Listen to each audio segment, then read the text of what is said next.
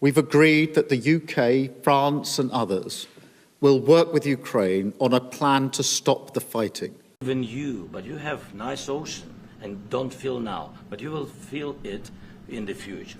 God bless. You don't know that. God bless. You don't God know bless. that. You will not have a war. Don't tell us what we're going to feel. We're trying to solve a problem. Don't tell us what we're going to feel. I'm not telling you. Because I'm you're in no answering on position this to question. dictate that. That's Remember exactly this. what I'm not You're in dictating. no position to dictate what we're going to feel. We're going to feel very good. You will feel influence. We're going to feel very good and very You strong. will feel influence. You're right now not in a very good position. You've allowed From the yourself very- to be in a from very the very bad position, beginning and he of the happens war. to be right about From it. the very beginning of the war. You're not Mr. in a Brown, good position. I You was don't have in the cards right now. With us, you start I'm having not cards. playing But cards. right now, you I'm don't. very Yeah, you're playing serious, cards. Mr. President. You're I'm playing very cards. serious. You're I'm gambling the with the president lives in of war. millions of people. You think- You're gambling with World War What do you- III. what do you You're think about? gambling with What do you World think War about? III. And You- what you're doing is very disrespectful to the country, this country. It's with back all to respect to you. your Far country. more than a lot of people said very they respect. should have. Have you said thank you once? This A lot entire of meeting? times. No, in this Even entire meeting, today. have you said thank Even you? today. You went to Pennsylvania and campaigned for the opposition in October. Offer some words of appreciation for the United States what of you're speaking America about. and the president who's trying to save your country. In the tumultuous arena of British politics, one figure is harnessing the chaos of the ongoing Ukraine conflict as a pivotal tool in his strategy to reshape both his narrative and the future of the Labour Party. Keir Starmer, the party leader, is leveraging this international crisis to frame discussions around leadership, resilience, and the United Kingdom's role on the global stage. But how is he using the dire situation in Ukraine to potentially dismantle the existing political paradigm in the UK? To start, it's essential to understand the backdrop of the Ukraine conflict itself. When Russia invaded Ukraine in early 2022, it sent shockwaves through the global community, upending the delicate balance of international relations.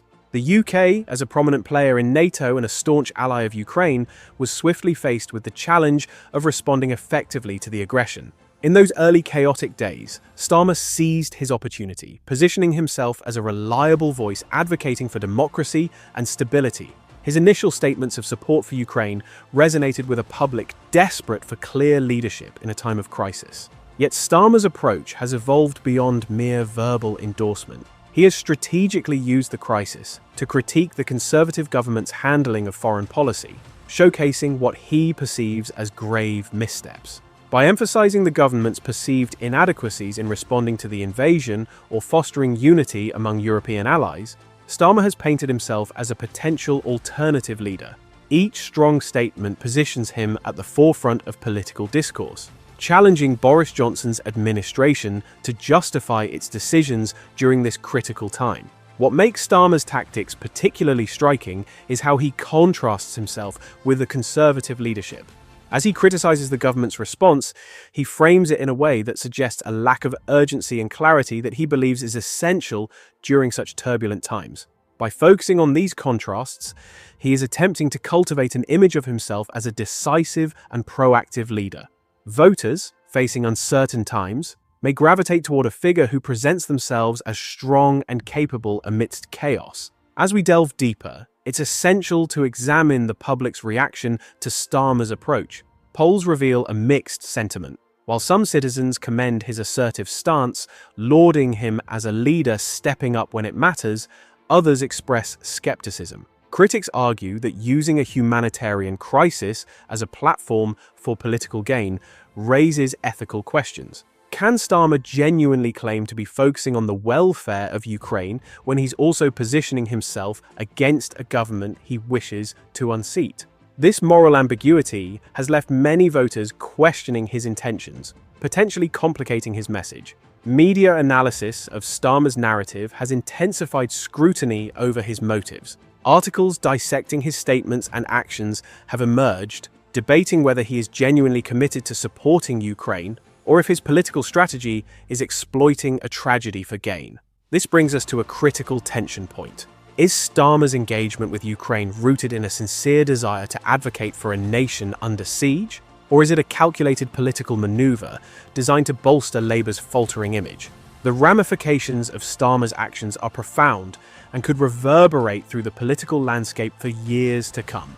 If he successfully establishes himself as the clear leader in a time of crisis, he could significantly reshape the Labour Party's reputation and reclaim it as a formidable force in the UK. This approach could lead to Labour being seen as the party of action and resilience, presenting a sharp contrast to the Conservative government's perceived indecisiveness. The stakes are high, but the risks are equally substantial. Should Starmer's narrative falter, or if public sentiment shifts due to unforeseen circumstances in Ukraine, he might find himself retreating from a strategy that could easily backfire. Looking ahead, we must ponder how ongoing events in Ukraine will continue to influence political discourse within the UK. As Starmer strategically leverages the crisis to enhance his domestic profile, one can envision how his tactics might pave the way for a new political playbook where global conflicts become integral to national campaigns. Future leaders could feel compelled to adopt similar strategies, intertwining foreign crises with local narratives to galvanize support and rally voters behind their agendas. In conclusion, Keir Starmer's engagement with the Ukraine conflict symbolizes more than just a political maneuver. It represents his ambition to redefine the Labour Party's public image and solidify his role as a viable alternative to Conservative governance. The implications of his actions extend beyond the immediate political landscape, raising ethical questions about the intersection of humanitarian advocacy and political strategy. As we navigate the unpredictable currents of UK politics, the future remains uncertain. How will Starmer's strategy play out in the coming months? Will the Labour Party emerge revitalised, or could this approach lead to unforeseen consequences? As viewers watch this political drama unfold, they are left with critical questions about leadership, morality, and the complex relationship between global crises and domestic governance. What do you think? Is Starmer's strategy a necessary response to current events, or is it a dangerous balancing act that could backfire? In summary, while Keir Starmer's use of the Ukraine crisis presents a bold opportunity to reshape the political landscape in the UK, it also raises important ethical considerations. The delicate balance between using a humanitarian disaster to foster political gain can lead to both newfound support and critical backlash. The outcome of this political maneuvering could redefine not just Starmer's future, but also the trajectory of the Labour Party and the entire UK political scene. As we continue to witness the developments in Ukraine and their impact on the UK, one thing is clear: the interconnections between international crises and domestic politics are more pronounced than ever. The question remains: will voters reward a leader who uses these moments to redefine their political narrative? Or will they demand authenticity and integrity above all else? Only time will tell how this dynamic will unfold. But for now, as citizens, we must stay informed, engaged, and ready for whatever turns may come in this ongoing saga. After all, the future of democracy, both at home and abroad, hangs in the balance.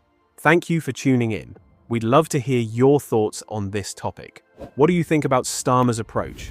Is it effective, or does it cross ethical boundaries? Leave your comments below, and don't forget to like and subscribe for more insightful discussions on current events.